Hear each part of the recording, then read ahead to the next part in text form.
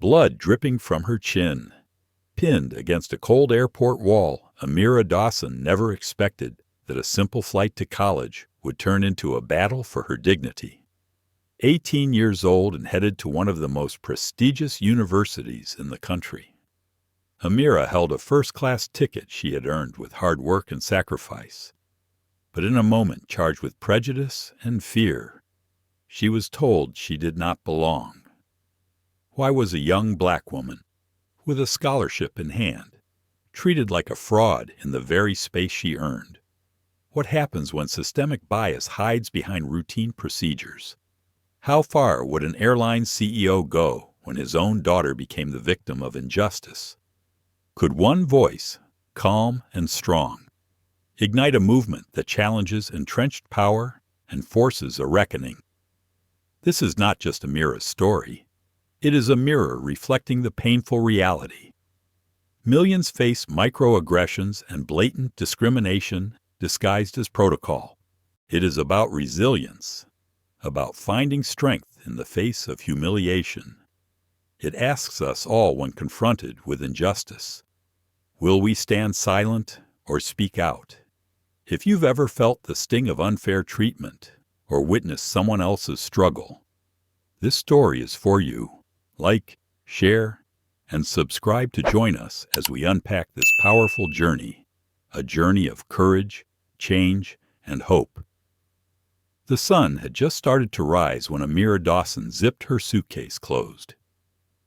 Her hands lingered on the handle for a moment, as if the weight of what came next rested not just in the luggage, but somewhere deep in her chest. Today was the day she would board a plane to Boston, the day she would leave behind everything she'd known: her street, her city, her mother's tiny kitchen with its flickering overhead light, and step into the world she had fought to earn her place in: Harvard. She'd said it in her head 1,000 times, but it still didn't feel real. That she, a 17-year-old black girl raised by a single mother working double shifts as a nurse, was headed to one of the most prestigious universities in the country. The scholarship had come through just in time, not just for tuition. A civic leadership foundation had covered her airfare first class. Not that she'd asked for it, but they insisted, "You deserve to start your journey with dignity," the letter had said. Still, Amira hesitated when she reached for her passport. She knew all too well that dignity, for someone like her, had a price. And sometimes the cost came at the gate. She walked out of her room and into the kitchen, where her mother Janice stood over a pan of eggs she wasn't really watching. "You ready, baby?" Janice asked, her voice too calm to be real. Amira nodded. Janice turned down the heat and walked over to her daughter. She rested her palm on Amira's cheek, her eyes wet and proud. "Remember what I told you?" Janice said softly. Amira repeated it like a mantra. "Stay calm. Carry your ID. Speak clearly. Be extra polite. Don't raise your voice." Janice's lip trembled. "And never forget wherever you sit. You earned that seat." Amira smiled, though it was thin. "Even in first class. Especially in first class," Janice said, pulling her into a hug that smelled like lavender and eggs and all the safety in the world. Redwood International Airport shimmered in the early light. To most travelers, it was a sleek glass terminal filled with boutiques and overpriced coffee. To Amira, it felt like a test. At the check-in kiosk, she typed in her reservation code. The screen flashed green, first class, Astrojet Flight 288. Bus. The boarding pass slid out. She held it like a fragile certificate, double-checking the seat number. 1A, right in the front. The security line moved quickly, and to her surprise, the TSA agents were courteous. She passed through with no issue. Only a quiet pat down on her braids and a smile that didn't quite reach the agent's eyes. As she approached Gate 22, she noticed something. The boarding zone for first class was cordoned off with golden ropes. There were 6 passengers already in the area. None of them looked like her. She stepped forward. The gate agent glanced at her. His name tag read Ken. He was tall, mid-30s, and looked like he was trying to smile, but couldn't quite remember how. "Mr. Economy is down there," he said, gesturing past her. Amira held out her boarding pass. "Seat 1A, she said quietly. Ken blinked, then scanned the pass. He frowned. "Just a moment, Miss," he said. He tapped something on his screen, then tapped again, then reached for his radio. Amira's stomach dropped. She heard a voice behind her. A woman. "Excuse me, is there a problem?" A white woman in a crisp Navy uniform stepped forward. Her badge read Marlene Whitmore, Senior Flight Attendant. Ken lowered his voice, but Amira still caught it. "She says she's in 1A. Marlene's brows lifted. She says Amira looked between them. "I am. It's on my ticket." Marlene took the boarding pass, scanning it with sharp eyes. Then she looked Amira up and down. No words were said, but something passed between them, and Amira felt it in her bones. That look, the one that asked, "Who let you in here?" Marlene handed back the ticket. "We just need to verify the reservation. It happens sometimes. You can wait to the side." Amira stood still. Other passengers passed by. Some glanced. Some didn't. The man behind her, a tall white man in a suit, was waved through with a nod. She stepped aside. Behind the rope now. Not quite denied, but not quite welcome either. She checked her phone. No signal. Just the airport Wi-Fi asking for login. 5 minutes passed. 10. Marlene was talking to someone on her radio. Ken kept glancing over. Amira felt her fingers tighten around her carry-on handle. "Do I ask again? Do I wait quietly? Do I demand to know what the problem is?" Her mother's voice echoed. "Be polite. Be calm. But don't shrink." She took one step forward. "Excuse me, has something changed with my ticket?" Ken's mouth opened to answer, but before he could, Marlene raised her hand. "Security's on their way," she said sharply. Amira's breath caught. "Security. We just need to make sure the ticket hasn't been tampered with," Marlene added. Her voice coded in forced patience. "It's standard procedure." It wasn't. Amira knew it. They all knew it. And yet she nodded. Because what else could she do as she waited? A ripple of shame washed over her. Not because she had done anything wrong, but because once again, her presence had been treated like a disruption. Her hands trembled slightly as she sat on the edge of a nearby chair. She looked at the other first-class passengers, none of whom were being questioned, none of whom looked back. Her phone vibrated once. A message from her mom. Boarded, yet Amira didn't reply. She just sat there, watching the golden rope shimmer, a silent barrier between where she was and where she was told she didn't belong. Not with words, but with looks and doubt and protocol. That was the moment Amira Dawson knew. This flight wasn't going to be simple. It was going to test everything. And someone, somewhere, had underestimated who she truly was. The man in the dark blue security uniform arrived just as the boarding line began to shift. His stride was brisk, the kind of walk that announced authority before he even spoke. His name tag read Travis Denton, and his eyes scanned the area like he was trained for threat detection. Amira sat very still. She didn't flinch when he approached, didn't blink when he asked for her ID in a voice that carried across the terminal. "Name, Amira Dawson," she said clearly, keeping her voice low but steady. Boarding pass.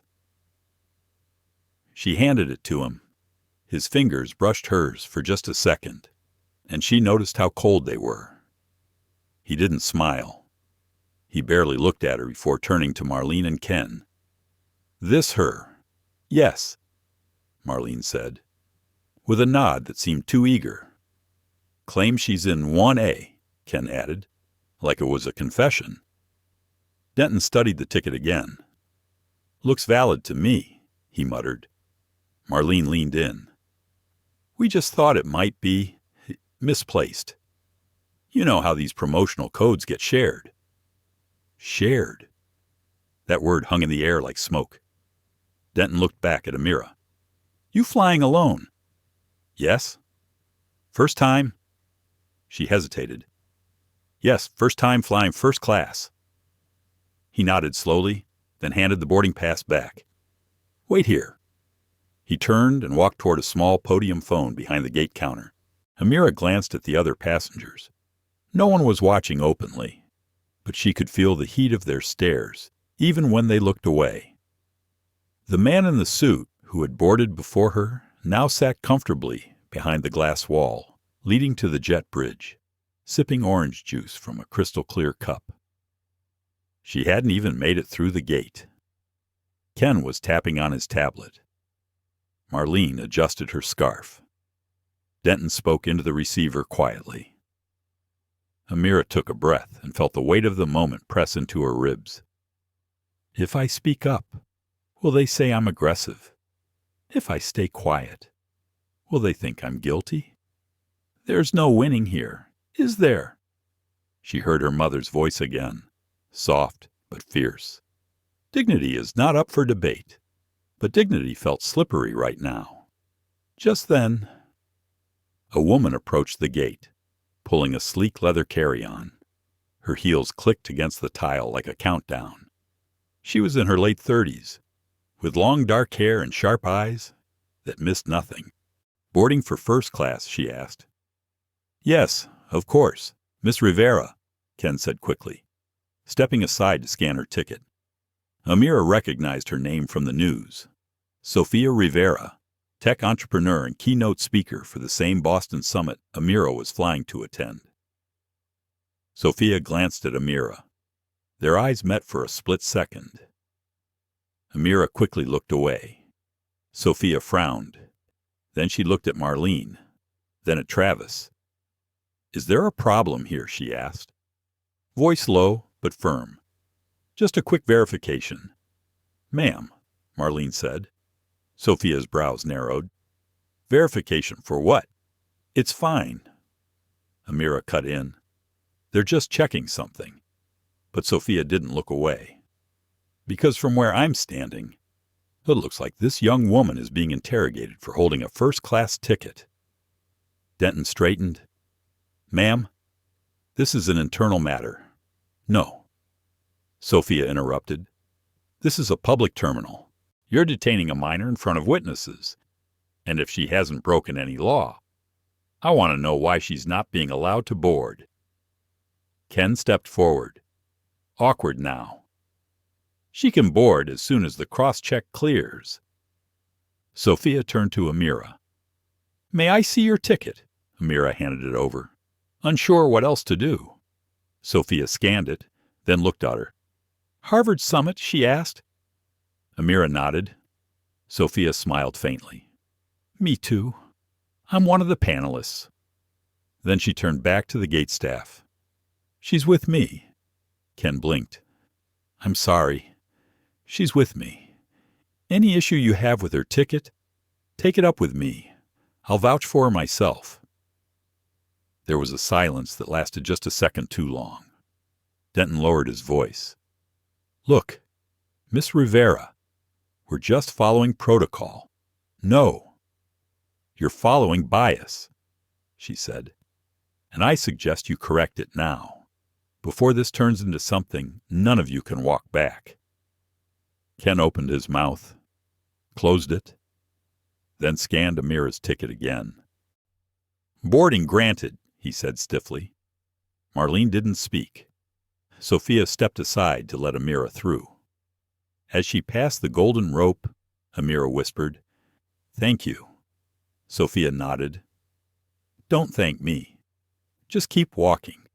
You've got a seat to take." Amira walked down the jet bridge, her heart thudding in her ears. She stepped into the cabin. Cool air greeted her. Warm lights, leather seats, glassware. The flight attendant up front smiled genuinely. "Welcome aboard," she said. "Seat 1A is just to your left." Amira sat down, slowly, like she didn't quite believe it. She placed her backpack beneath the seat, took a breath, looked out the window. A few moments later, Sophia entered and sat in 1B beside her. "You okay?" she asked gently. Amira nodded. "Did that happen to you before?" she asked. "Not exactly like that," Sophia said, "but close enough to recognize it when I see it." Amira looked down at her hands. "I thought, maybe I shouldn't have accepted first class." Sophia tilted her head. "Why?" "Because I knew they'd question me, that I didn't look the part." Sophia leaned back. "Well, next time remember this. You didn't look the part because the part was written for someone else. But that doesn't mean you don't belong in the story." The plane began to push back from the gate. Outside the window, the terminal slipped away.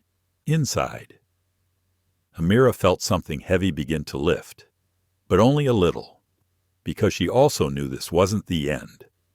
Only the first mile. Amira settled into seat 1A, her back straight, hands folded in her lap as if trying not to touch too much of the chair.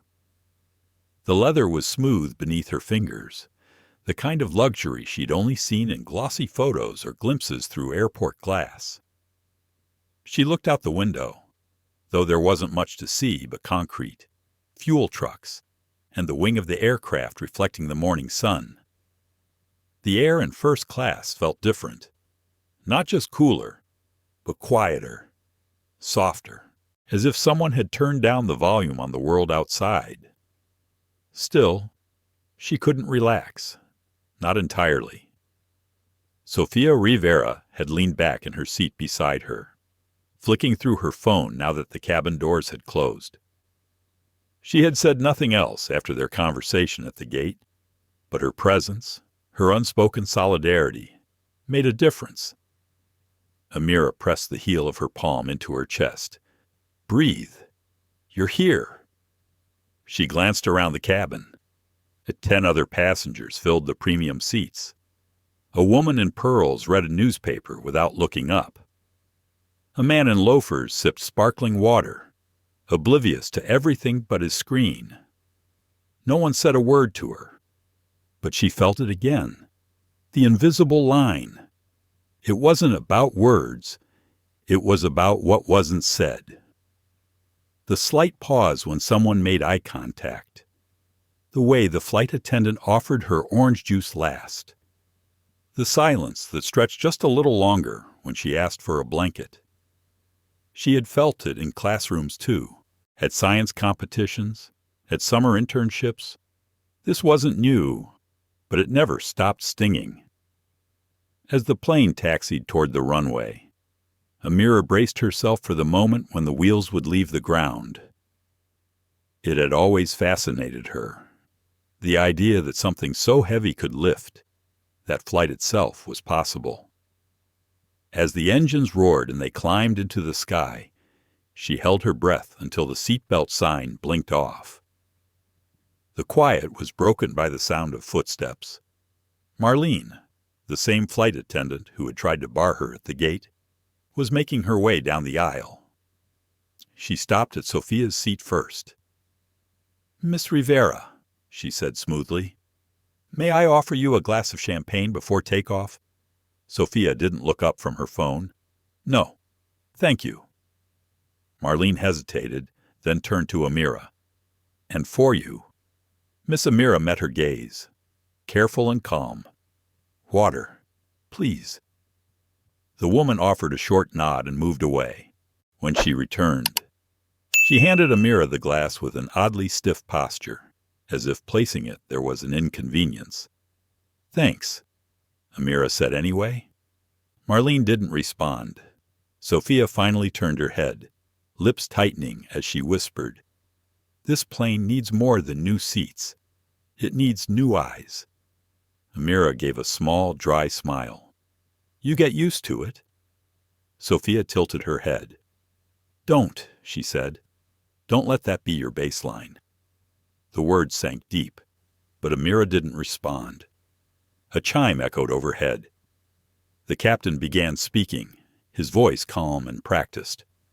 "Ladies and gentlemen, this is your captain speaking. Welcome aboard Astrojet Flight 288 to Boston. We expect smooth skies for most of the journey. Current flight time is estimated at 4 hours and 20 minutes. Sit back, relax, and thank you for choosing Astrojet." The voice sounded warm, professional. Amira wondered what the man behind it looked like. She doubted he knew what had unfolded at the gate. Or maybe he did. Maybe he'd seen it before. As the plane leveled out, Amira pulled out the small notebook her mother had slipped into her carry-on. On the inside cover, Janice had written, "If the world closes a door, walk through the fire exit. I raised you to keep going." Amira traced the ink with her finger. Her mother had always known the road ahead would be steep, but even she didn't know how steep this flight was turning out to be. She opened the next page and began to write. Not class notes, not plans, but thoughts, fragments, truths she didn't know where else to put. They don't expect us to be here. So when we are, they flinch. The seatbelt clicks the same. The window view doesn't change. But they still ask if we belong. Sometimes, I want to shrink so I don't make them uncomfortable. Other times, I want to shout just to remind myself I'm real. She paused. Sophia was glancing sideways again, but respectfully, not intrusively. "You're a writer?" she asked. "Just trying to make sense of things." Sophia smiled. "That's where all good writing starts." A quiet moment passed between them. Then, somewhere near the back of the cabin, there was a sudden sharp tone. The intercom clicked. "Ladies and gentlemen," came the captain's voice again, this time more alert. "We've just been informed of a change in personnel for this flight. Please remain seated." Amira looked up. Sophia blinked. "That's odd." The curtain at the front of the cabin shifted. A new figure stepped inside. Tall, confident, clean-cut suit, no tie, silver-rimmed glasses. Amira didn't recognize him, but she saw how Marlene's face went pale. He walked directly toward the galley, whispered something to the lead flight attendant, and turned to face the passengers. "I'm Elijah Cole," he announced, voice even, "CEO of Astrojet." Every passenger shifted, eyes widened. Phones were subtly pulled out. "I'd like a word with my staff," he said. He turned, and with a single motion, gestured for both Marlene and Ken, who had been seated further back, to step into the front galley with him. The curtain closed behind them. Sophia leaned toward Amira. "Did he say CEO?" Amira nodded slowly, heart racing. They heard low voices behind the curtain, not yelling, but something was happening. 15 minutes passed. Then the curtain opened again. Elijah Cole stepped forward once more, scanning the cabin. Then his eyes landed on Amira. He walked toward her seat. Passengers turned to watch. He stopped in front of her, looked her directly in the eye, and said, "You must be Amira." She blinked, unsure what to say. "Yes," she whispered. "I believe we have a lot to talk about." The cabin fell into an uneasy silence as Elijah Cole stood before Amira. She felt every eye in first class locked on her like a spotlight burning too bright. Her heart pounded in her chest, not just from surprise, but from something deeper and unexpected recognition. "I've been following your story," Elijah said quietly, his voice calm but filled with something like regret and resolve. Amira blinked, unsure how to respond. "Excuse me?" she managed, the words almost lost beneath the steady hum of the engines. Elijah offered a small, almost apologetic smile. "I saw the footage at the airport. What happened to you was unacceptable, and I want you to know I'm here to make sure it never happens again on my airline." Amira swallowed hard. Years of frustration, hurt, and the weight of constant doubt seemed to coalesce in that moment. Here was the CEO, the very person who could decide her fate as a passenger, speaking directly to her. Not as a complaint, not as suspicion, but with empathy. "Why me?" Amira finally asked, her voice trembling slightly. "Why do you care?" Elijah looked past her to the window, eyes clouded with memory she couldn't yet understand. "Because this isn't just about one passenger," he said. "It's about the culture we've allowed to fester, the assumptions, the biases embedded in every level of service. I wasn't always aware of it. I didn't always see it. But after the incident, I knew something had to change, and you became the face of that change." Amira's mind flashed to her mother's words: dignity, courage, resilience. She wanted to believe Elijah, but the pain still sat heavy on her cheek where the security guard's hand had scraped her skin. "Are you going to fire the people responsible?" she asked, biting down on the knot rising in her throat. Elijah nodded, but his expression darkened. "Yes. The security officer who restrained you, the gate supervisor, the attendant, all are being investigated and will face consequences. But firing individuals is only the first step. The system that allowed this to happen must be dismantled." Amira felt a flicker of hope. Then what happens next? Elijah pulled out a small folder from his briefcase and handed it to her. Inside were documents detailing new training programs, anti-bias workshops, revised security protocols, and a commitment from the airline's leadership to overhaul how passengers are treated regardless of race, age, or appearance. "This is what we're starting," Elijah said, "but I can't do this alone." Amira looked through the pages, noting the detailed plans for diversity hiring, anonymous complaint hotlines, and routine audits to track progress. "This feels overwhelming," she admitted. "I'm just a student. CEO Cole. What can I really do?" Elijah smiled warmly. "That's exactly why you matter. Your voice, your courage. That's what sparks real change. You inspire people to look beyond their biases and confront uncomfortable truths. I want you to be part of shaping this future." Amira hesitated, the weight of responsibility settling on her shoulders. Could she really take on something so much bigger than herself? What if it drained all her strength? What if people stopped listening? Sophia, watching quietly from her seat, reached over and gently squeezed Amira's hand. "You don't have to do it alone," Sophia said softly. "Change is messy, painful, but it's worth it. And you have allies." Amira looked up, feeling the sincerity in Sophia's eyes. For the first time since the morning's chaos, she allowed herself to imagine something different. The rest of the flight passed in a blur of conversations and small acts of kindness. Amira spoke with Elijah about ways to engage students from marginalized communities in aviation and technology fields.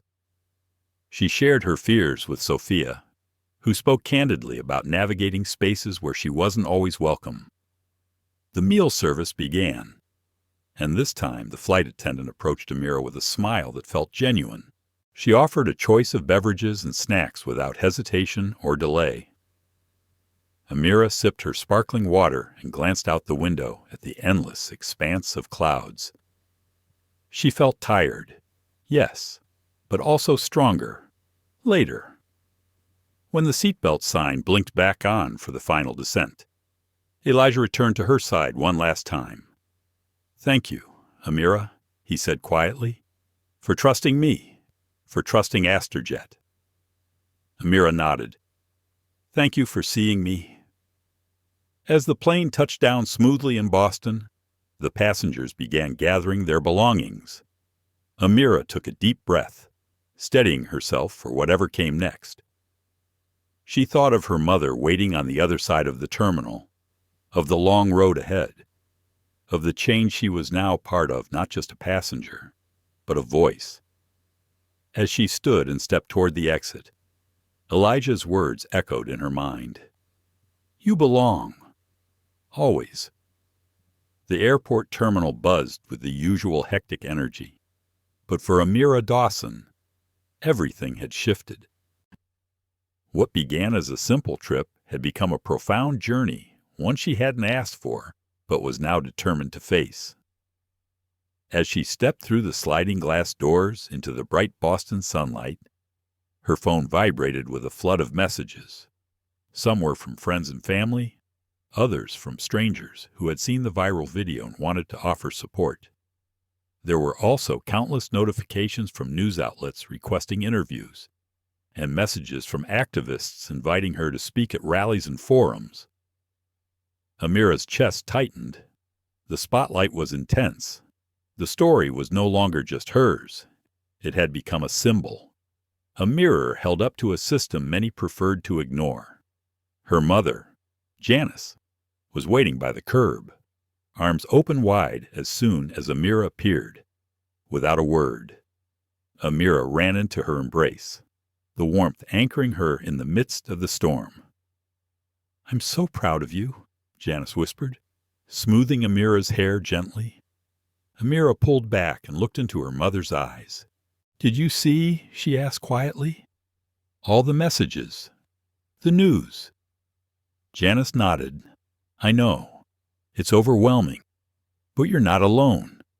For the next few days, Amira's world was a whirlwind of interviews, statements, and meetings.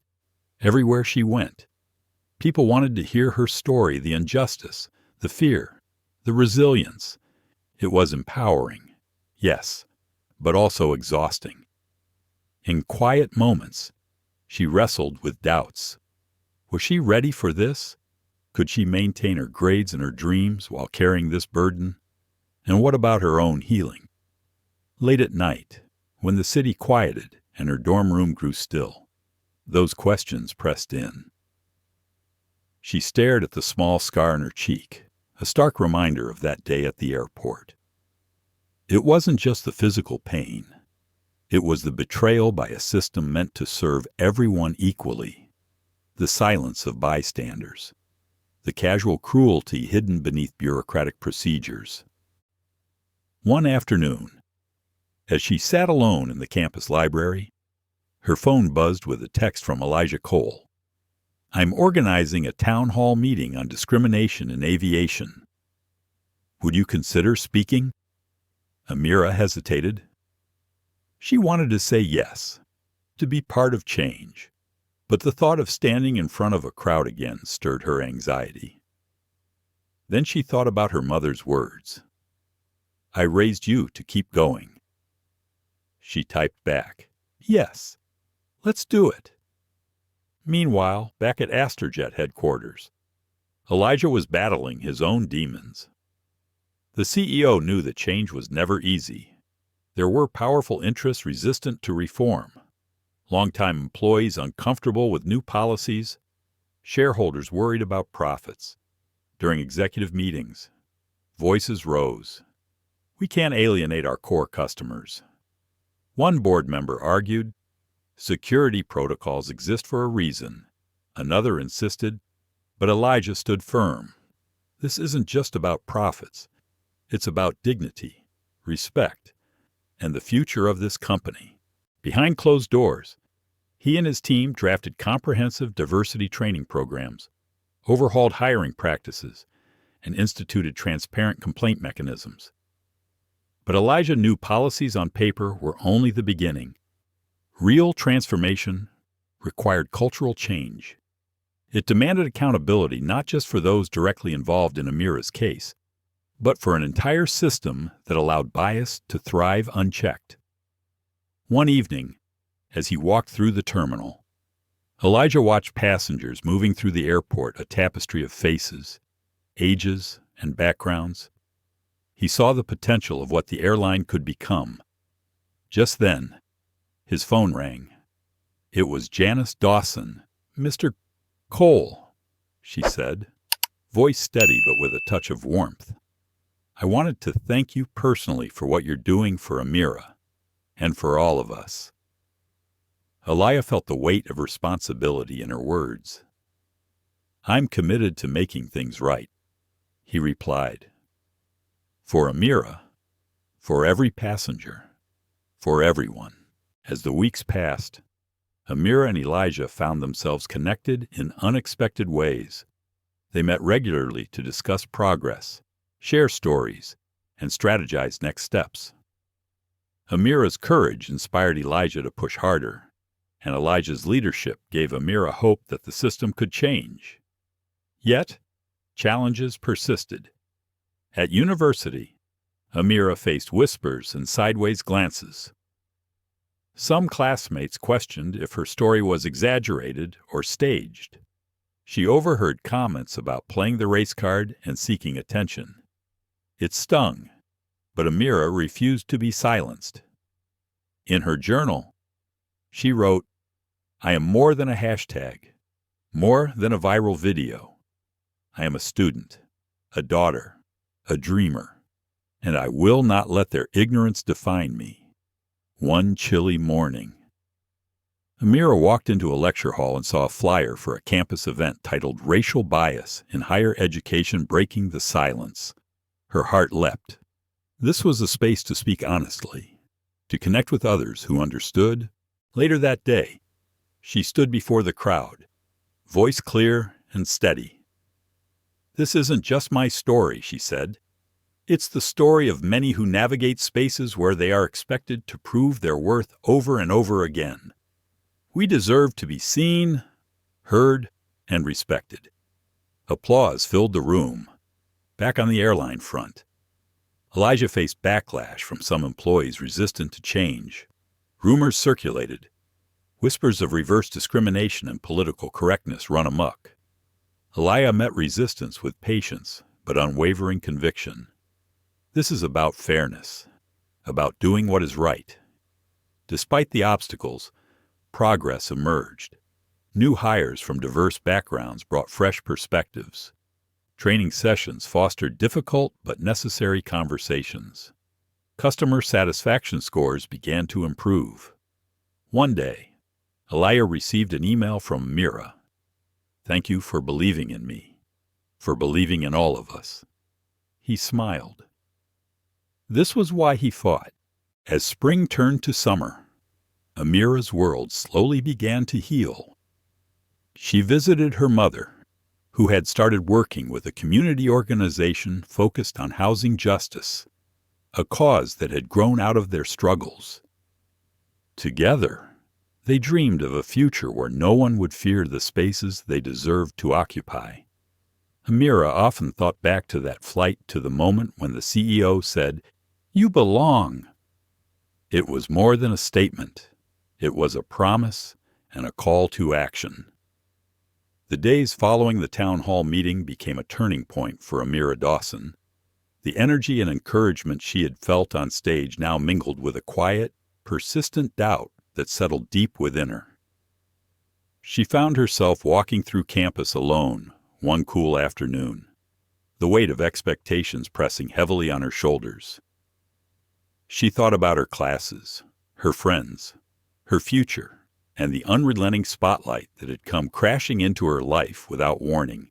In her dorm room, Amira sat by the window, watching the branches sway in the gentle breeze. She pulled her journal closer and began to write. "Am I strong enough for this fight?" she wondered. "Can I carry the weight of so many stories, my own and those of others who have been silenced?" Her phone buzzed again with messages of support, but also criticism. Some said she was a hero. Others whispered that she was seeking attention, that she was overreacting. Amira knew that both voices existed in her world, but sometimes the criticism echoed louder in her mind. That evening, she called her mother, Janice, needing the familiar comfort of a voice that never judged.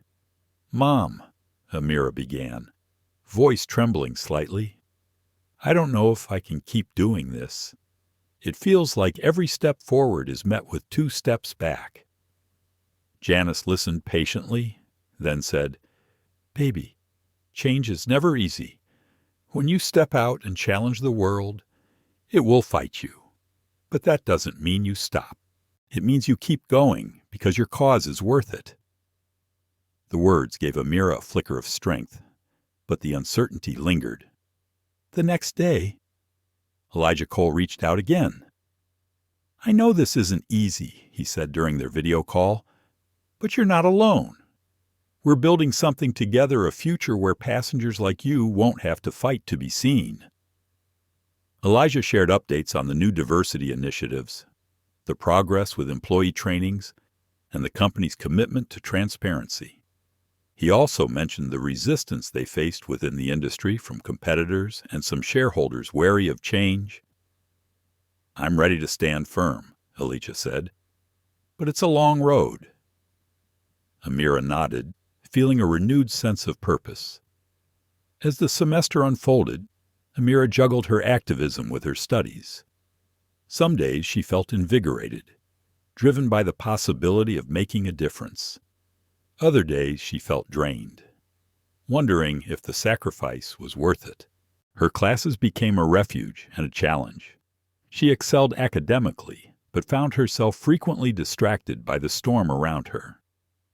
One afternoon in a sociology lecture, her professor opened a discussion on systemic inequality. Amira raised her hand hesitantly and shared a personal reflection about her experiences at the airport. The room fell silent. Later, several classmates approached her with empathy and curiosity, but not all interactions were kind. In the cafeteria, Amira overheard a group of students dismissing her story, accusing her of exaggerating for sympathy. Her throat tightened, but she forced herself to breathe deeply and walk away.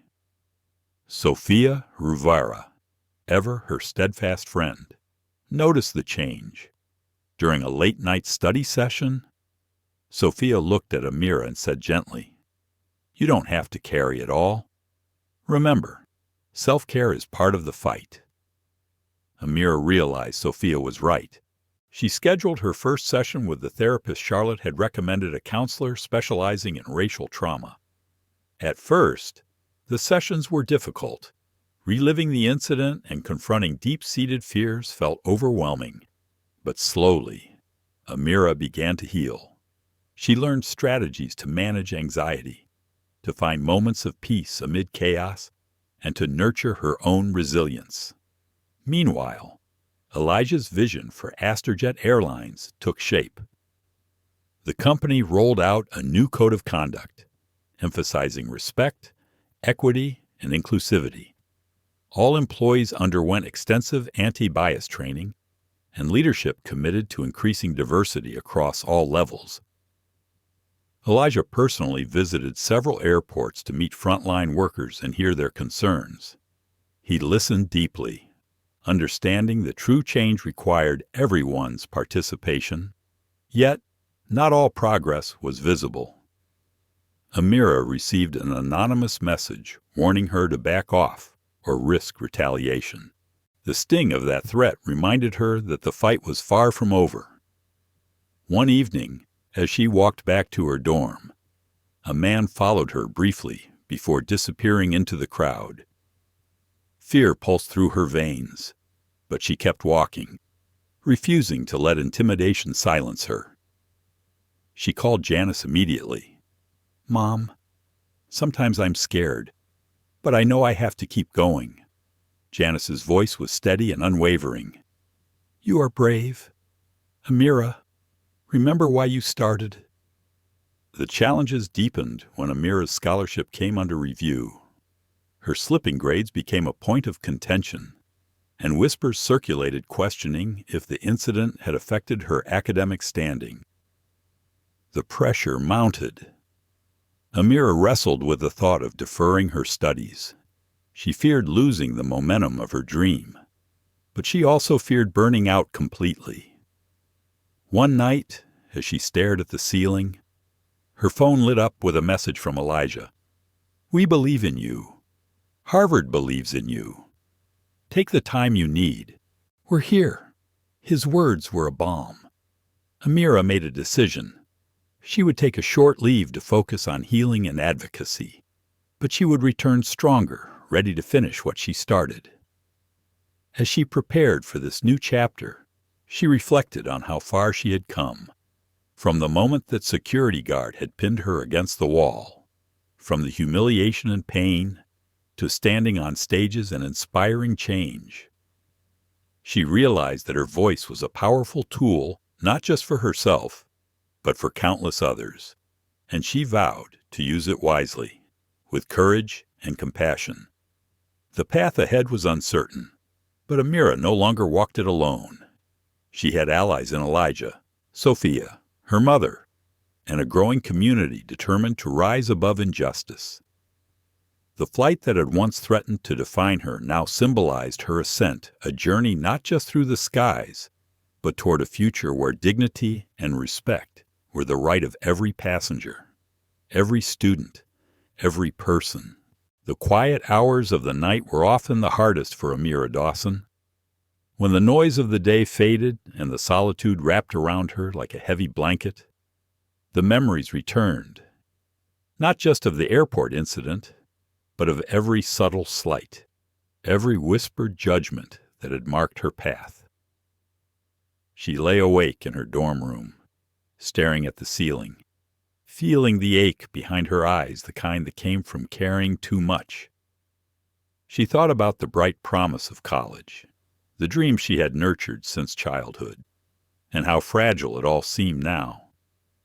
The scar on her cheek had faded, but the wound inside felt rawer than ever. Her phone buzzed softly beside her. A message from Elijah Cole. "How are you holding up?"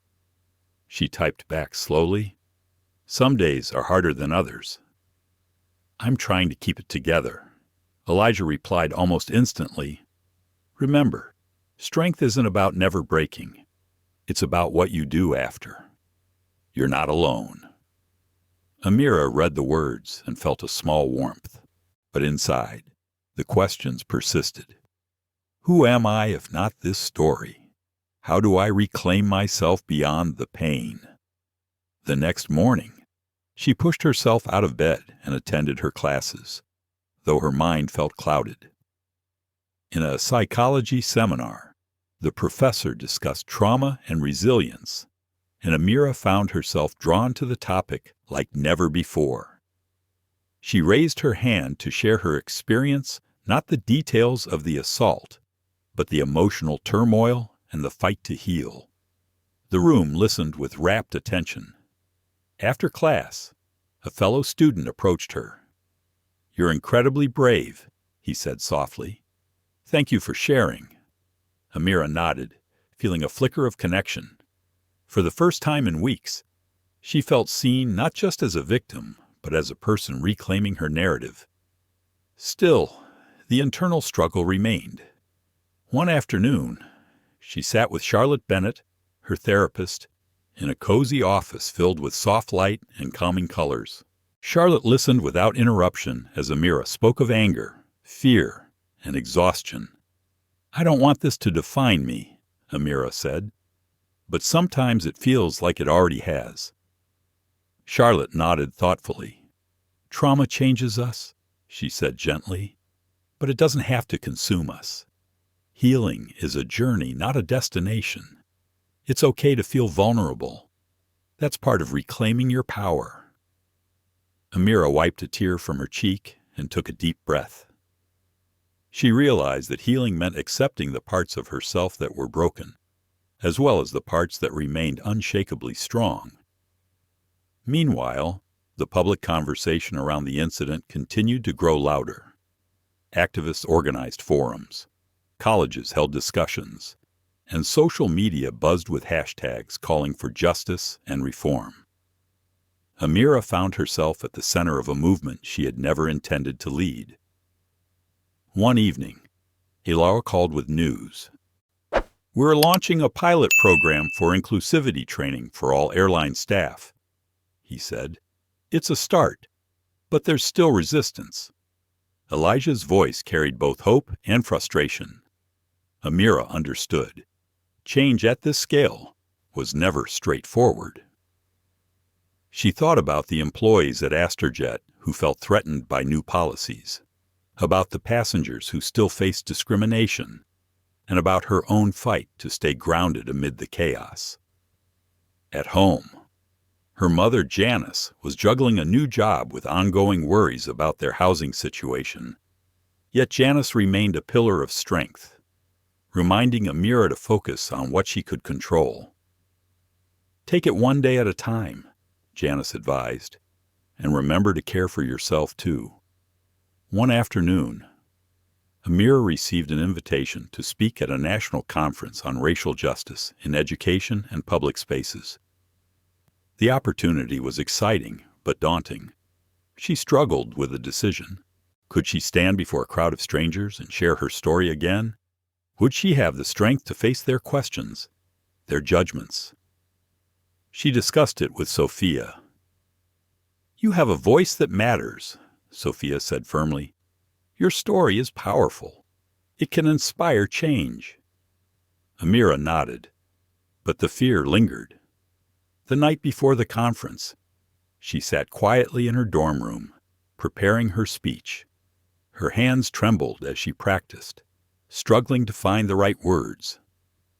She thought about the journey from the moment she was pushed against the airport wall to this very moment. The journey was marked by pain, but also by resilience and hope. The next day, standing before a packed auditorium, Amira took a deep breath and stepped up to the microphone. "My name is Amira Dawson," she began, voice steady despite the flutter in her chest. 2 months ago, I was assaulted for the crime of being black in first class. That experience shattered my sense of safety and belonging, but it also sparked a movement, a reckoning that is bigger than me. She spoke of the systemic discrimination that affects so many, of the courage it takes to reclaim your space in a world that constantly tells you you don't belong. Her words resonated deeply. After the speech, she was surrounded by people thanking her, sharing their own stories, and expressing a desire to support change. Amira realized she was no longer alone. Her voice had become a beacon, guiding others through their own struggles. Back at Astrojet, Elijah announced that the company would partner with educational institutions to create scholarships and mentorship programs for underrepresented students interested in aviation. Elijah and Amira worked together to launch these initiatives, bridging their worlds, the corporate and the personal. One evening, as Amira prepared for bed, she received a text from Elijah. "You're making a difference. Don't forget to care for yourself, too." She smiled, feeling the truth of those words. Healing and activism were intertwined, both demanding her strength, her compassion, and her courage. As she turned off the light, Amira whispered to herself, "This is my story, but it is not my limitation. I am more than the pain. I am more than the struggle. I am becoming." The campus buzzed with a renewed energy as the movement Amira had helped ignite began to swell beyond anything she had imagined. Students, faculty, and staff united under banners calling for justice and equity. Conversations that had once been whispered now echoed through lecture halls and dormitories alike. Amira found herself both exhilarated and exhausted. Every step forward felt like a victory, but also a reminder of how deeply entrenched the challenges remained. One crisp autumn morning, She met with a group of student leaders in the university's Student Center. Their diverse faces reflected a shared determination to challenge the status quo. "We need to make sure this moment doesn't fade," Amira said, her voice calm but resolute. "This is about creating lasting change, changing policies, attitudes, and cultures." Her words sparked a spirited discussion about the next steps. They planned forums, workshops, and partnerships with local communities. Yet, amid the rising tide of activism, Amira struggled with the personal toll. Late nights became frequent, filled with emails, phone calls, and meetings. Her studies often took a back seat, and the weight of expectation pressed relentlessly on her. At times, she felt herself slipping, caught in a whirlpool of fatigue and doubt. One afternoon, as she sat in the library surrounded by stacks of books, her phone vibrated with a message from Elijah. "There's growing resistance from some board members. Preston's faction is pushing back hard." Amira frowned, recalling the bitter battles that had led to Elijah's resignation from Gateway Airlines. "They want to maintain the old ways," she typed back. "But we're stronger than that." Elijah's response was immediate. "We have to be. For every passenger who has ever been profiled, for every student who's ever felt unseen." Their conversation reminded Amir of the broader scope of the fight. It was not just about one airline, one university, or one person. It was about dismantling systemic barriers wherever they existed.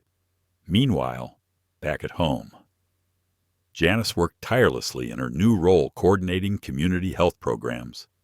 Though the job brought some financial relief, the scars from their housing instability lingered. One evening, Janice shared a moment of quiet reflection with Amira. "I'm proud of you," she said, her voice soft but firm.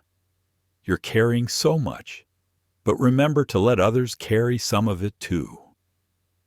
Amira nodded, recognizing the truth in her mother's words. The following week, a major breakthrough came. Asterjet Airlines announced a bold new initiative, the establishment of the Dawson Foundation for Equity in Aviation, named in honor of Amira's journey and her mother's resilience. The foundation would provide scholarships, mentorships, and community outreach programs designed to uplift underrepresented voices in the industry. Elijah invited Amira to join the foundation's advisory board, a role that both excited and humbled her. During the foundation's inaugural gala, Amira stood before a crowd of supporters, industry leaders, and allies. Her speech reflected not just her own story, but the collective hope of countless individuals demanding change. "We are at a crossroads," she said.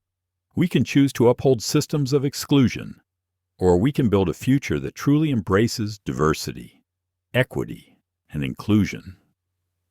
The applause was thunderous, yet, amid the celebration, Amira remained grounded in the reality she knew all too well.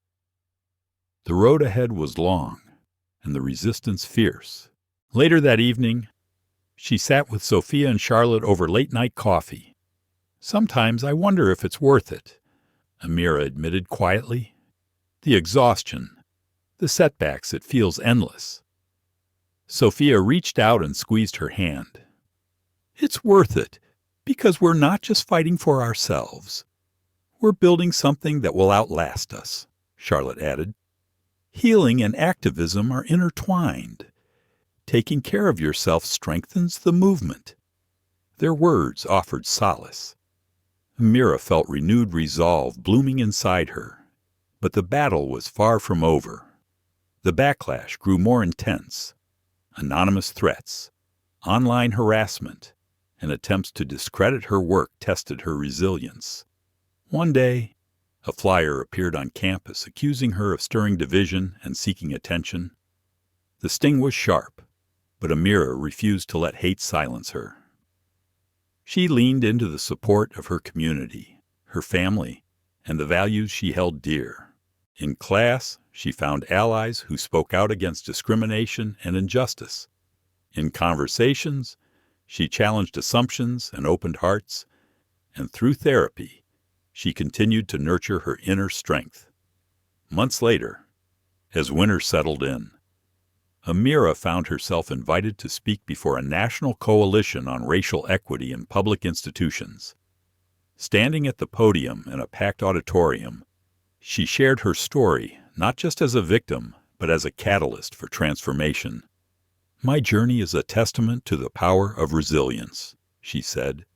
"But resilience alone is not enough. We must also demand accountability, systemic reform, and a culture that values every individual's dignity." Her words reverberated across the room, igniting conversations that would ripple far beyond that day. Back at Astrojet, Elijah pushed forward with a comprehensive review of hiring practices, customer service protocols, and corporate culture. The company became a model for inclusivity in aviation, proving that change was possible and profitable. As spring approached, Amira returned to campus with a sense of cautious optimism. She re-engaged with her studies, balanced with her activism and personal growth. Though the shadows of her past experiences remained, they no longer defined her. She was forging a new narrative, one of hope, empowerment, and relentless pursuit of justice. One afternoon, as she walked through a sunlit courtyard, her phone buzzed with a message from her mother. "We have a new place to call home." Tears welled up in Amira's eyes. It was a small victory, but a meaningful one. Together, they had weathered storms that threatened to break them, and together, they were rising. The journey was far from over, but the tide was turning. Amira knew there would be new challenges ahead, but armed with courage, community, and conviction, she was ready to meet them head-on. Her story was no longer one of exclusion. It was a story of belonging, a story she was proud to tell. The morning light spilled softly over the city skyline as Amira Dawson made her way to the airport. Today was different the day she had been preparing for, the day she would step onto a new plane, not just as a passenger, but as a symbol of change. Her heart pounded with a mixture of anticipation and quiet anxiety. The events of the past months had shaped her in ways she never expected. The assault at the airport, the viral video, the public reckoning, all of it had led to this moment. As she entered the terminal of Astrojet Airlines, the atmosphere buzzed with excitement. Employees lined the check-in counters wearing pins that read, "Equity in the Air." The new airline's launch had drawn national attention, and the staff's pride was palpable. Elijah Cole greeted her at the entrance with a warm smile. "Welcome, Amira," he said sincerely. "We're honored to have you as our guest of honor on this inaugural flight." Amira nodded, feeling a swell of gratitude and responsibility. Together, they walked through the terminal, the banners and balloons marking the occasion, fluttering gently in the morning breeze. At the security checkpoint, Amira noticed the professionalism and kindness radiating from the staff. Gone were the suspicious glances and cold attitudes she had once endured. This was a new era, one where dignity was not a privilege, but a right. As she moved through the boarding gate, she was met with applause from employees and passengers alike. The cheers felt both surreal and affirming. Inside the plane, the cabin gleamed with fresh polish and thoughtful design. The seats were spacious and inviting, the crew attentive and welcoming. Amira settled into her seat near the window, her mind swirling with memories. The flight attendant, a cheerful woman named Layla, introduced herself with a genuine smile. "Miss Dawson, it's an honor to have you aboard," she said warmly. Amira returned the smile, feeling seen in a way she never had before. As the plane taxied down the runway and soared into the sky, Amira gazed out at the sprawling city below. The sun cast long shadows across the buildings, a reminder of the past, but also a promise of the future. The hours in the air passed with ease, the atmosphere aboard filled with a spirit of hope and progress. During the flight, Amira reflected on the personal journey that had brought her here. She thought about her mother, Janice, whose sacrifices had paved the way for her dreams. She thought about Elijah, who had risked everything to stand against systemic injustice. She thought about Charlotte and Sophia, whose support had been a lifeline in dark times. But most of all, she thought about herself, the quiet strength that had carried her through fear, doubt, and pain, the resilience that refused to be broken. Mid-flight, Amira received a call from a local news station. The interviewer asked, "How does it feel to be on this historic flight, knowing the role you've played in bringing it to life?" Amira paused, considering her words carefully. "It feels like the sky itself has opened," she said softly. "For so long, people like me have been told we don't belong in spaces like this. Today, we're breaking that narrative. We're claiming our place, not just in the air, but in every space we've been excluded from." Her voice carried the weight of countless stories of exclusion, resistance, and triumph. Back on the ground, reactions poured in across social media. Supporters celebrated the flight as a milestone. Critics attempted to undermine the movement, but their voices grew faint against the rising chorus of change.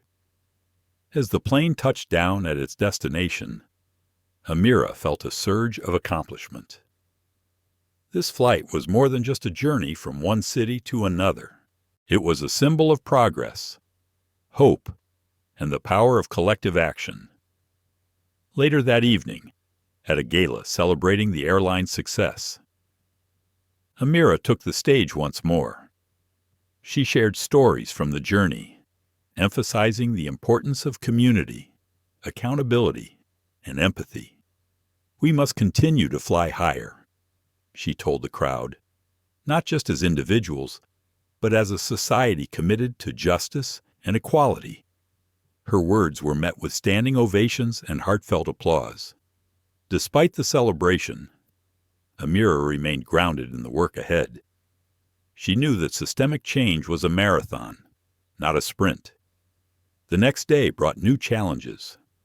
Astrojet faced a backlash from factions resistant to change.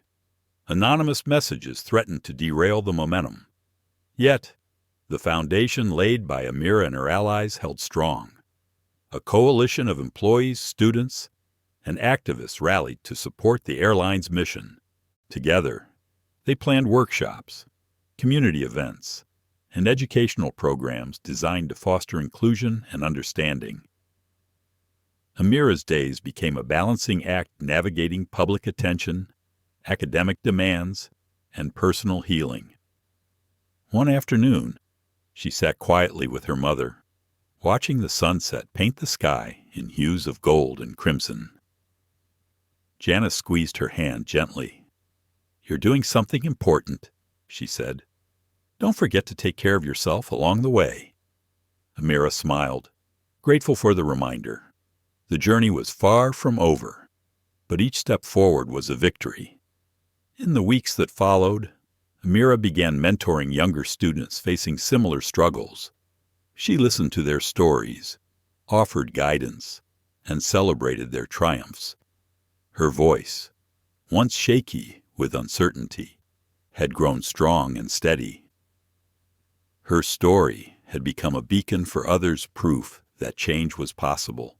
As spring gave way to summer, Amira stood on the rooftop of her dormitory, looking out at the city lights twinkling below.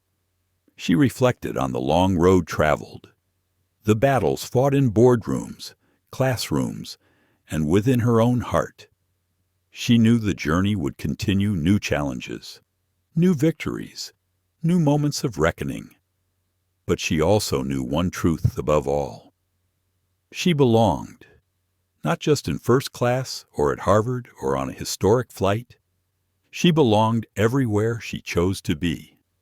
And with that belonging came power. Power to change the sky itself. The days after the inaugural flight were filled with both triumph and turbulence. Amira Dawson found herself at the heart of a storm she had never fully anticipated. While many celebrated the strides made by Astrojet Airlines and the Dawson Foundation, others were less willing to embrace change. The resistance came from unexpected corners from within institutions she had once trusted and from anonymous voices cloaked in the shadows of the internet. Amira sat in her dorm room one evening, scrolling through social media comments.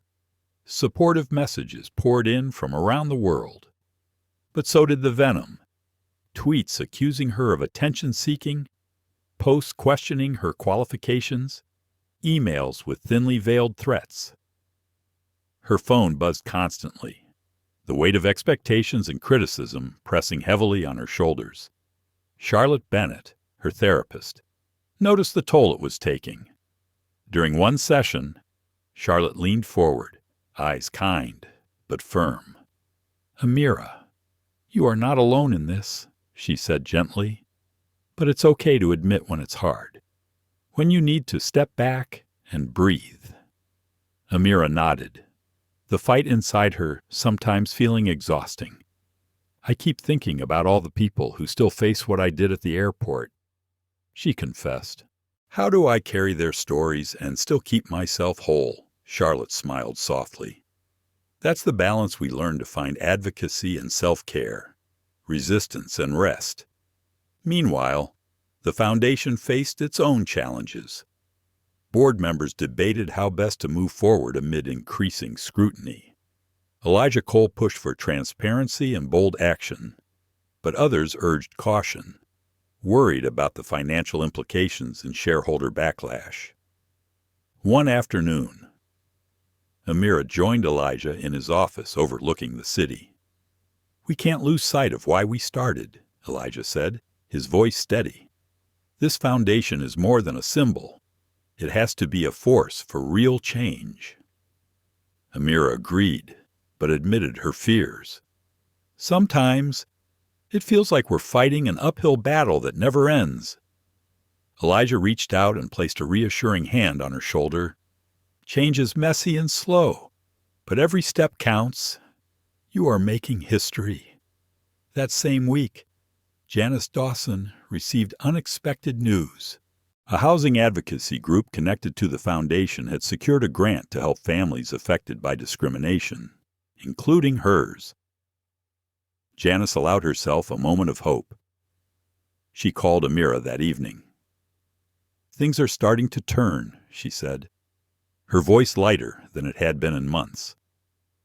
Amira smiled, grateful for the progress but mindful of the distance yet to travel.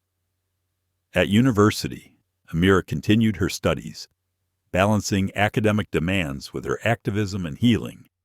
She found strength in small rituals, morning runs, late-night journaling, quiet moments with friends. One afternoon, during a campus event, she met Maya, a young black woman new to the university. Maya shared her own story of microaggressions and subtle exclusions. They connected instantly. For Amira, mentoring Maya was a reminder that the work was personal and generational. Their conversations were filled with laughter and tears, shared frustrations, and dreams of a better future. Amira also confronted moments of doubt. One evening, she sat alone on the dorm balcony, the city lights sparkling below. Questions swirled in her mind. Was she doing enough? Was her voice strong enough? Could she make a lasting difference? The weight of the spotlight sometimes felt unbearable. But then she remembered her mother's words. "You are stronger than you know," Janice had said. And she recalled Elijah's promise. "We are in this together." Amira took a deep breath, letting the cool night air steady her. The next morning brought new challenges. Astrojet's leadership announced a comprehensive review of internal policies, emphasizing accountability and equity. However, a faction within the company leaked documents revealing pockets of resistance to the changes.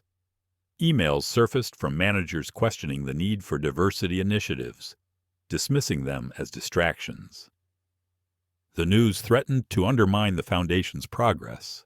Amira and Elijah convened an emergency meeting with staff and community leaders. "We cannot let fear or complacency derail this movement," Elijah stated firmly. Amira added, "This is our moment to push harder, to hold every part of this system accountable." Together, they crafted a response that reaffirmed their commitment to transparency, education, and transformation. Public forums were organized to engage employees, customers, and advocates. Amira spoke passionately at these events, sharing stories, listening to concerns, and building bridges. Yet, behind the scenes, the emotional toll deepened. Amira's journal entries reflected her inner battles. "Some days, the shadows feel too long, the hate too loud, but the light within me, it still flickers, and I will not let it go out." One afternoon, her phone rang unexpectedly. It was Elijah. "There's an invitation for you to speak at the National Aviation Summit." Amira felt a mixture of pride and apprehension. The opportunity was immense, but the stage intimidating. She accepted, knowing it was another step in the journey. Preparation consumed the following weeks. She worked with Charlotte on managing anxiety and refining her message. Her speech became a declaration not just of her experiences, but of the collective power of marginalized voices. The day of the summit arrived. Standing backstage, Amira heard the buzz of the crowd. She felt a flutter in her chest, but steadied herself with a quiet mantra. When her name was called, she walked onto the stage with grace and determination. The audience was vast leaders, advocates, skeptics. Amira began with her story, weaving the personal and political into a compelling narrative. She spoke of discrimination faced in airports and institutions. She described the pain of being seen as other, the resilience required to reclaim space. But she also painted a vision of hope, of airlines committed to equity, of universities transforming to welcome all students, of communities united in justice. Her words resonated deeply. As she concluded, the room erupted in applause. Many approached afterward, eager to learn, collaborate, and support. Back in her hotel room, Amira allowed herself a moment to breathe. The path ahead was still uncertain, but the horizon shone brighter. She thought of Janice and the new home, of Maya and the students she mentored, of Elijah and the foundation building something new. She was no longer just a survivor. She was a leader, a voice, a light breaking through the shadows. Morning light filtered through the tall windows of the university's conference hall, where Amira Dawson stood preparing for one of the most important talks of her young life.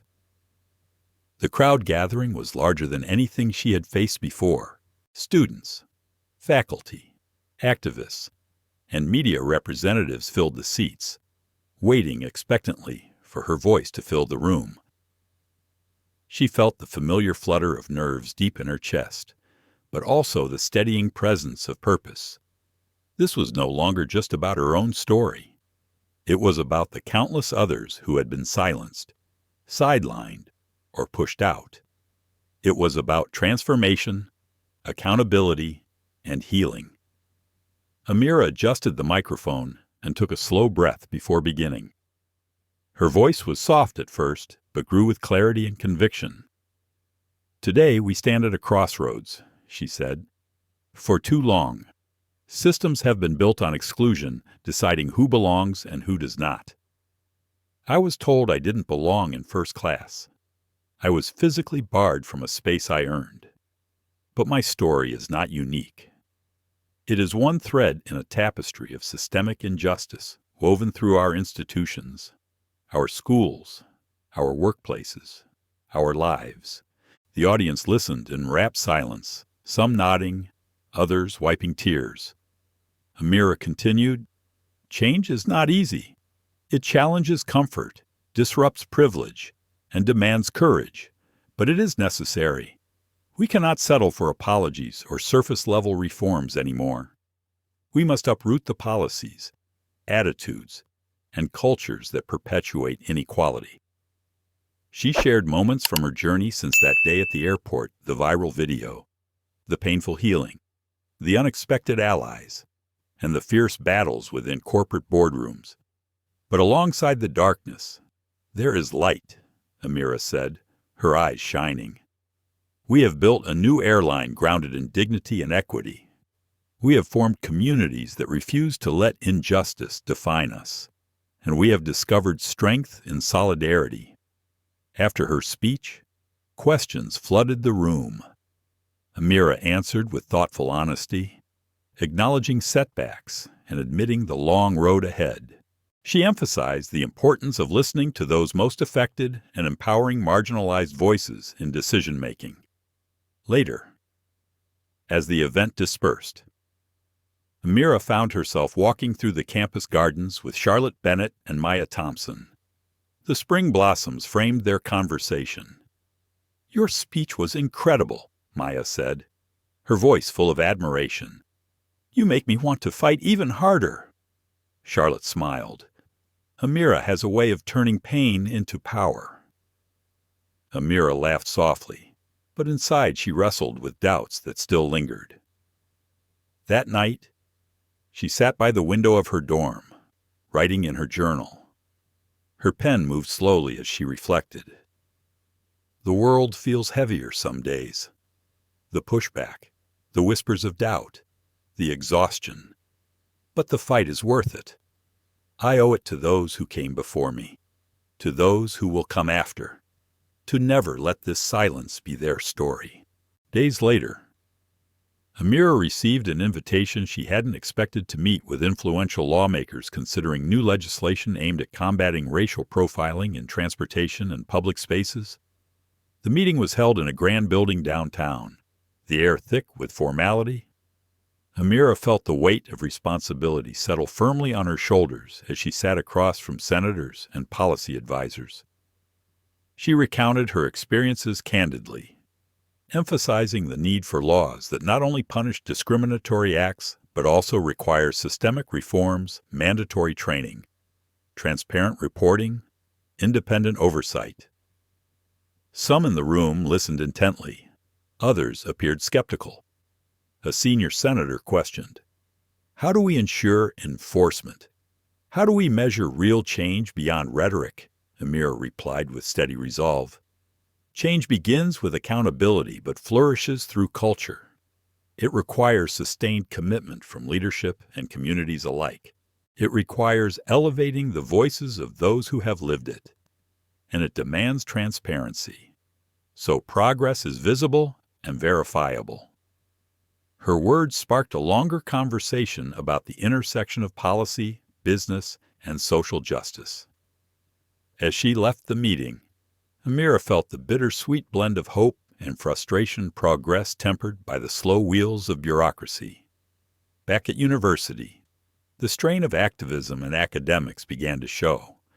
Late nights studying for exams and preparing for events stretched her thin. Charlotte reminded her gently, "You cannot pour from an empty cup." Amira nodded, but admitted, "Sometimes I wonder if I'm enough. If my voice can really move mountains." Charlotte smiled with quiet reassurance. "You are more than enough. You inspire others to find their own voices. The ripples you create will spread far beyond what you see." One afternoon, Janice Dawson surprised Amira with news of a community center opening, funded partly by the foundation, dedicated to youth empowerment and education. "It's a space for healing and growth," Janice said proudly, "where young people can find support and hope." Amira's heart swelled with pride and gratitude. She saw in that center the seeds of a better future. In the months that followed, Amira continued to balance the demands of her life with her growing role as a leader and advocate. She mentored students like Maya, collaborated with faculty, and spoke at conferences. She felt the weight of expectations, but also the strength of community. One evening, she received a call from Elijah Cole. "There's been a development at Astrojet," he said. Several senior managers resistant to change had resigned, following a staff-wide survey revealing overwhelming support for equity initiatives. "It's a sign the culture is shifting," Elijah said. "We still have work to do, but this is progress." Amira smiled, feeling the swell of collective victory. She thought about the long journey from that moment in the airport when she was barred to this dawn of change. The path had been fraught with pain, resistance, and doubt, but also filled with resilience, courage, and hope. As she prepared for bed, Amira reflected on the lessons learned. She understood now that transformation was not a single event, but a continuous process. It required holding space for discomfort and growth, for conflict and healing, and above all, it demanded unwavering belief in the possibility of a more just and inclusive world. With a final deep breath, she closed her journal. Tomorrow was another day to rise. The morning sun spilled golden light over the city skyline as Amira Dawson prepared for a day unlike any she had ever known. Today marked the official launch of the Dawson Initiative for Equity and Empowerment, a program born from struggle, resilience, and the unyielding hope of many voices united. The auditorium buzzed with anticipation as students, community leaders, activists, and representatives from the airline and university gathered. Amira stood behind the curtain, heart steady but mind swirling. This was the culmination of everything: the pain, the fights, the moments of doubt and defiance now transformed into a force for lasting change. Her mother, Janice, sat near the front, radiant with pride and grace. Elijah Cole was there, too, his calm presence a steady reminder of the journey from corporate resistance to committed allyship. Charlotte Bennett smiled warmly from the side, her quiet strength a constant support. As Amira stepped onto the stage, the applause was thunderous, but it was the faces in the crowd, familiar and new, that steadied her resolve. "Thank you all for being here," she began, her voice clear and measured. 18 months ago, my life changed in a way I never imagined. I was barred from a flight, from a space I had earned. That moment shattered more than just my plans. It cracked open a reality too many of us know all too well. She paused, letting the weight of those words settle. But from that crack, light has begun to shine. Amira spoke of the Dawson Initiative's mission to provide scholarships, mentorship, and mental health support for marginalized students navigating predominantly white spaces. She described partnerships with community organizations working to dismantle systemic barriers in education, housing, and employment. This initiative is not about fitting in, Amira emphasized. It's about reshaping spaces to be inclusive, equitable, and just. It's about recognizing the strength and brilliance in every student who has been told they don't belong.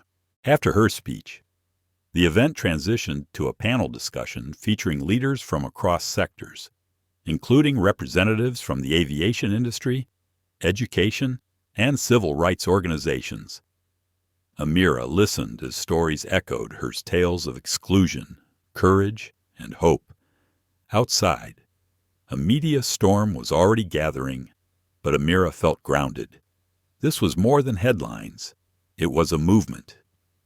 In the weeks that followed, the initiative's impact rippled outward. Scholarships were awarded to deserving students whose dreams had been deferred by systemic obstacles. Mentorship programs paired young scholars with professionals who understood their journeys. Mental health resources tailored to racial trauma became a vital lifeline for many. Amira spent hours in meetings, workshops, and campus events, balancing leadership with the demands of college life. Some days were exhilarating, others exhausting. Her journal entries captured the complexity. Today I met a young woman whose courage humbled me.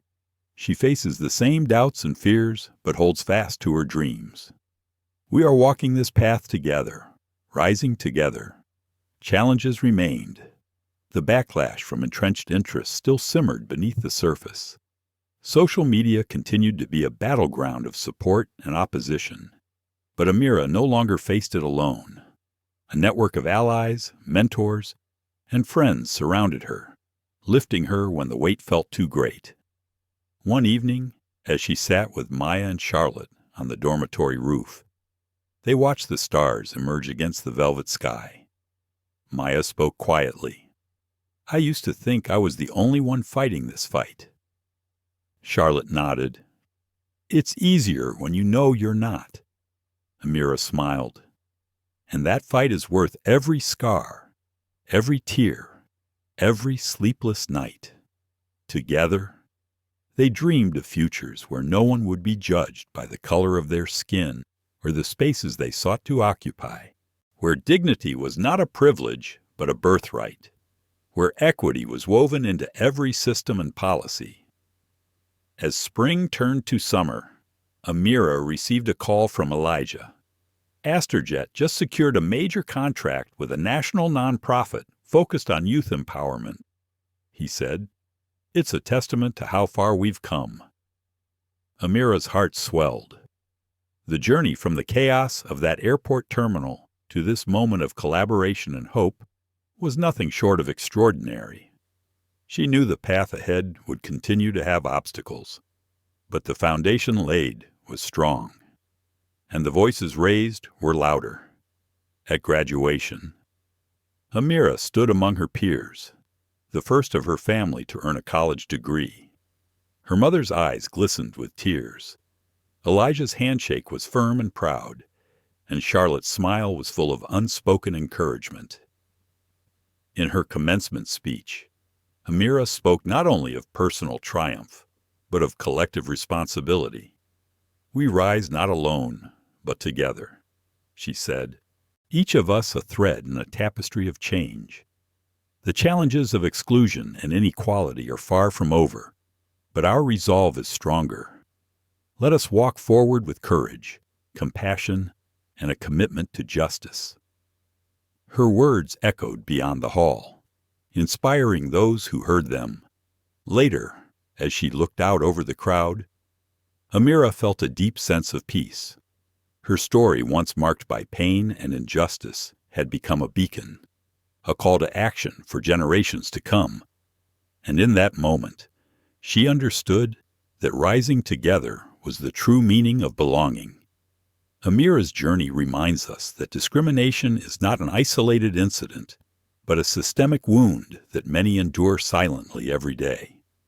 Her story is a testament to the power of resilience, how one young woman's calm strength and refusal to be diminished sparked a call for justice that reached beyond the airport terminal and into boardrooms, campuses, and communities. As we reflect on the pain she endured and the courage she displayed, we must also confront the uncomfortable truth systems built on exclusion still exist, and they thrive on our silence.